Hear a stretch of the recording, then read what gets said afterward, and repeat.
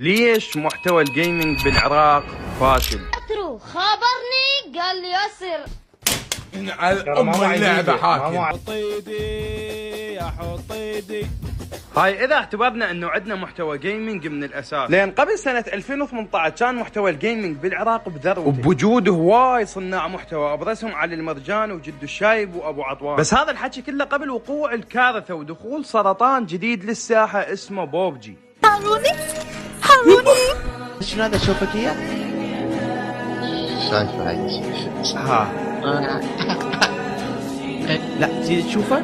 تفضل. تايب واسير ماكو غيرها. عندي حبايه جوا القوس مال بغداد، نزعني البيجامه رسن يكرم طار الله هيك اريد اقول لك اياها، ولا حياء في العلم. بعد لعبة البوبجي محتوى الجيمنج بالعراق شهد طفرة، لان صارت سهلة صناعة المحتوى. صور من موبايلك، عدل اللقطات ونشر، وعشنا دراما ما بعدها دراما، وغيرت من احلام المراهقين العراقيين وبوقتها. وهسه راح اقول لكم شلون. انا كشخص بالغ وعشت مراهقتي قبل نزول لعبة البوبجي، كان اقصى احلامي اشتري جهاز بلاي ستيشن 3 او بلاي ستيشن 4، لان انا كشخص من عائلة فقيرة نوعا ما هذا الشيء كان لازم يجي بثمن، لازم اوفر فلوس واحاول انجح بدراستي، حتى اهلي ينطون موافقتهم بشراء جهاز العاب ويجيبونه الي. يعني ما كان هم موبايل ولا اي شيء، المهم عندي كان جهاز العاب العب بيه الالعاب اللي احبها وهاي. بس لعبه ببجي من اجت غيرت كل الموازين، وصار بدال ما يحلم المراهق العراقي بجهاز العاب صار يحلم يجيب موبايل يشغل 30 فريم او 60 فريم بالببجي. وانتوا احسبوها مراهق عراقي وبدون رقابه وعنده موبايل يخليه يوصل لكل شيء بسهوله، وفهمتوا قصدي شنو؟ فصار جيل منتهي قبل لا يبدا اصلا. اما بالنسبه لمحتوى الجيمنج فلعبه ببجي ما قدرت تستمر اكثر من 3 سنوات بنفس القوه والنسق، ومحتواها مات بسبب التكرار وعدم الابداع، فتفلش جيل كامل من صناع محتوى البوبجي بالعراق. بعدها دخلنا بدوامات بحيث صارت العاب الموبايل هي الترند وهي اللي نصدر منها صناع المحتوى، مثل كلاش رويال او بيس موبايل وغيرها من الالعاب اللي تحلب اللاعب بالتكرار. وانحدار صناع محتوى هاي الالعاب اخلاقيا وسلوكيا، والجيل اللي قلت عليه ميت صار جيل يركض ورا النشوه المؤقته مثل المدمن. وما ننسى كم بنيه استغلت هذا الوضع وصارت صانعه محتوى جيمنج بسبب استغلالها ضعف الشباب. وضعف الشباب اقصد بيه ضعف الشباب قدام شيء اسمه بنيه، ما راح اذكر اساميهن بس اساليبهن رخيصه للاسف، بس هن ايضا من اسباب تشوه محتوى الجيمنج العراقي اكثر واكثر. وللعلم انا ما اقصد انه البنيه ما تقدر تكون صانعه محتوى جيمنج، بالعكس تقدر، بس مو بهذا الرخص اللي يسيء الها قبل لا يسيء للمحتوى. بس بالاونه الاخيره جاي نشهد رجوع صناعه محتوى الجيمنج حقيقيه بالعراق، بسيطه بس نقدر نلاحظها. بس يا جماعه نعرف ايش قد الموضوع كلش صعب، وخصوصا للاشخاص اللي مثلي عندهم شغف كلش كبير بهذا المجال بس ما عندهم دعم، وانا شخصيا ابسط المعدات ما اقدر اوفرها. بس هل هذا الشيء راح يمنعني مثلا ويخليني اتخلى عن حلمي؟ طبعا لا، راح استمر اكثر واحاول اكثر واحسن من محتواي ايش قد ما اقدر، واقدم كل ما عندي في سبيل احقق الشيء اللي اريده. بس طبعا طريق راح يكون صعب وشبه مستحيل، بس بفضل ربي وتوفيقه الي وبدعمكم المستمر ومحبتكم اقدر اوصل للي اريده مهما كلفنا هذا الشيء. واتمنى من عندكم تدعمون اي شخص يحاول يرتقي بصناعه محتوى الجيمنج بالعراق، سواء كنت انا او اي شخص تشوفونه يستحق الدعم، لان هذا حلمي، وهو انه نرتقي بهذا المجال بالعراق وينحسب لنا 1000 حساب بهذا المجال مثل ما سويته بالببجي قدام العالم، لان انا وانتم نستحق الافضل بكل شيء، وما لازم نرضى بالقليل. خلي غيرنا اللي ما عنده اي شيء بس لانه تافه يركب الموجه وياخذها من عندنا ويسرق احلامنا بدون اي تعب، لان تعبنا لهنا وكافي. صار وقت نغير ونرتقي بالمحتوى بالعراق، وهذا اول مقطع لي خص الجيمنج، واعرف مو بالمستوى المطلوب بس بقوه الله وفضل دعمكم المستمر ومحبتكم راح تحسن وراح تلاحظون فرق مقطع عن مقطع بعون الله. وبالنهايه يا حبايب لا تنسون الاشتراك واللايك وتكتبوا لي افكار انفذها بالمحتوى، وعن شنو تردون اسوي المقطع القادم. كان وياكم علي وبيس.